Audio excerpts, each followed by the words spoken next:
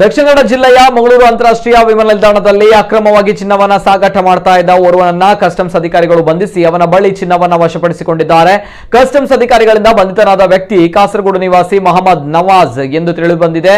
ದುಬೈಯಿಂದ ಬಂದಿಳಿದ ಈತನಲ್ಲಿ ಆಟಿಕೆ ಸಾಮಾನುಗಳಲ್ಲಿ ಬಚ್ಚಿಟ್ಟ 335 ಗ್ರಾಂ ಚಿನ್ನವನ್ನ ವಶಕ್ಕೆ ಪಡೆದಿದ್ದು ಅದರ ಮೌಲ್ಯ 16.21 ಲಕ್ಷ ಎಂದು ಅಂದಾಜಿಸಲಾಗಿದೆ.